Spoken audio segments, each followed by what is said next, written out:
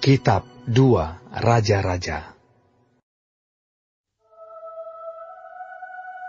Dalam tahun ke-12 zaman Ahaz, Raja Yehuda, Hosea bin Ela menjadi raja di Samaria atas Israel. Ia memerintah 9 tahun lamanya. Ia melakukan apa yang jahat di mata Tuhan, tetapi bukan seperti raja-raja Israel yang mendahului dia. Salmaneser, Raja Asyur, maju melawan dia. Hosea takluk kepadanya, serta membayar upeti. Tetapi kedapatanlah oleh Raja Asyur, bahwa di pihak Hosea ada persepakatan, karena Hosea telah mengirimkan utusan-utusan kepada So, Raja Mesir, dan tidak mempersembahkan lagi upeti kepada Raja Asyur, seperti biasanya, tahun demi tahun. Sebab itu Raja Asyur menangkap dia dan membelenggu dia dalam penjara. Kemudian majulah Raja Asyur menjelajah seluruh negeri itu. Ia menyerang Samaria dan mengepungnya 3 tahun lamanya. Dalam tahun ke-9 zaman Hosea, maka Raja Asyur merebut Samaria. Ia mengangkut orang-orang Israel ke Asyur ke dalam pembuangan dan menyuruh mereka tinggal di Halah, di tepi sungai Habor, yakni sungai negeri Gozan, dan di kota-kota orang Madai. Hal itu terjadi karena orang Israel telah berdosa kepada Tuhan Allah mereka, yang telah menuntun mereka dari tanah Mesir, dari kekuasaan Firaun, Raja Mesir, dan karena mereka telah menyembah Allah lain. Dan telah hidup menurut adat istiadat bangsa-bangsa yang telah dihalau Tuhan dari depan orang Israel, dan menurut ketetapan yang telah dibuat raja-raja Israel. Dan orang Israel telah menjalankan hal-hal yang tidak patut terhadap Tuhan Allah mereka. Mereka mendirikan bukit-bukit pengorbanan dimanapun mereka diam, baik dekat menara penjagaan maupun di kota yang berkubu. Mereka mendirikan tugu-tugu berhala dan tiang-tiang berhala di atas setiap bukit yang tinggi dan di bawah setiap pohon yang rimbun. Di sana, di atas segala bukit itu, mereka membakar korban seperti bangsa-bangsa yang telah diangkut Tuhan tertawan dari depan mereka. Mereka melakukan hal-hal yang jahat sehingga mereka menimbulkan sakit hati Tuhan. Mereka beribadah kepada berhala-berhala, walaupun Tuhan telah berfirman kepada mereka, "Janganlah kamu berbuat seperti itu." Tuhan telah memperingatkan kepada orang Israel dan kepada orang Yehuda dengan perantaraan semua nabi dan semua tukang tilik.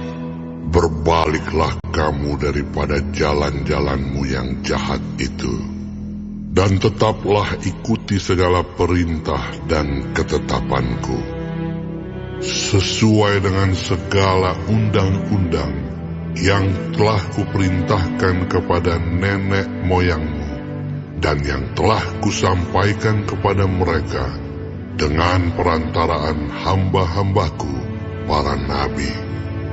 Tetapi mereka tidak mau mendengarkan, melainkan mereka menegarkan tengkuknya seperti nenek moyangnya yang tidak percaya kepada Tuhan Allah mereka.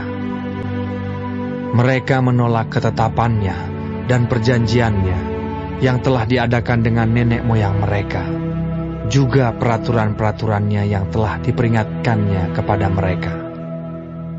Mereka mengikuti dewa kesia-siaan, sehingga mereka mengikuti bangsa-bangsa yang di sekeliling mereka, walaupun Tuhan telah memerintahkan kepada mereka, "Janganlah berbuat seperti mereka itu."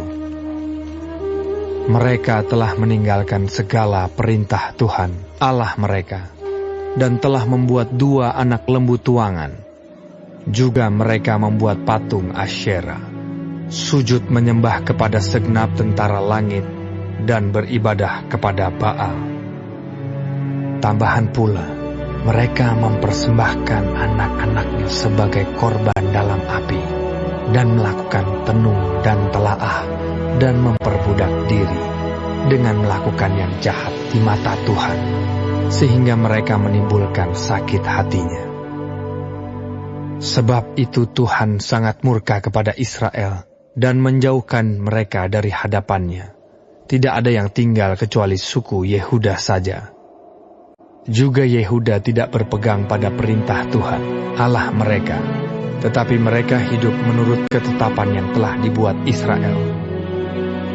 Jadi Tuhan menolak segenap keturunan Israel. Ia menindas mereka dan menyerahkan mereka ke dalam tangan perampok-perampok, sampai habis mereka dibuangnya dari hadapannya. Ketika ia mengoyakkan Israel daripada keluarga Daud, maka mereka mengangkat Yerobeam bin Nebat menjadi raja. Tetapi Yerobeam membuat orang Israel menyimpang daripada mengikuti Tuhan, dan mengakibatkan mereka melakukan dosa yang besar. Demikianlah orang Israel hidup menurut segala dosa yang telah dilakukan Yerobeam. Mereka tidak menjauhinya.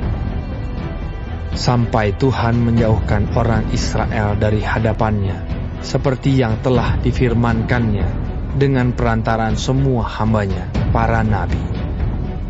Orang Israel diangkut dari tanahnya ke Asyur, ke dalam pembuangan.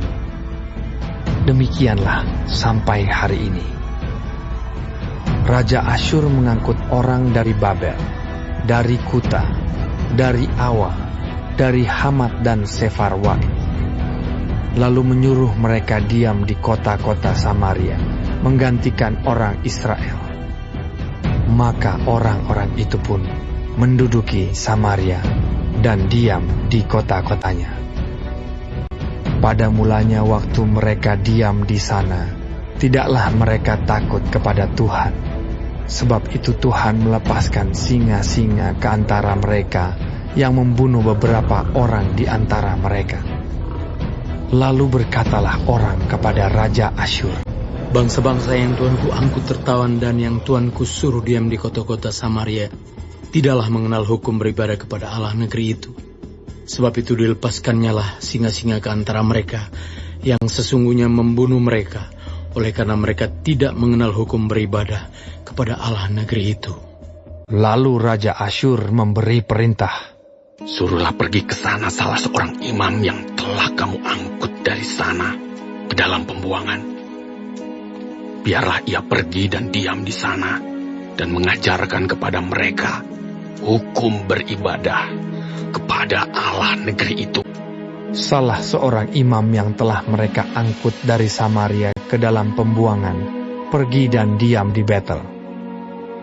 Ia mengajarkan kepada mereka bagaimana seharusnya berbakti kepada Tuhan. Tetapi setiap bangsa itu telah membuat Allahnya sendiri dan menempatkannya di kuil di atas bukit-bukit pengorbanan yang dibuat oleh orang-orang Samaria. Setiap bangsa bertindak demikian di kota-kota yang mereka diami. Orang-orang Babel membuat patung Sukot Benot, orang-orang Kuta membuat patung Nergal, orang-orang Hamat membuat patung Asima, dan orang-orang Awa membuat patung Nibas dan Tartak. Orang-orang Sefarwaim membakar anak-anak mereka sebagai korban bagi Adramelech dan Anamelech, para allah di Sefarwaim. Di samping itu mereka berbakti kepada Tuhan dan mengangkat dari kalangan mereka imam untuk bukit-bukit pengorbanan.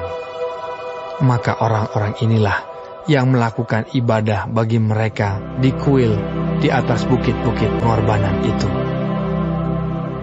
Mereka berbakti kepada Tuhan, tetapi dalam pada itu mereka beribadah kepada Allah mereka sesuai dengan adat bangsa-bangsa yang dari antaranya mereka diangkut tertawan.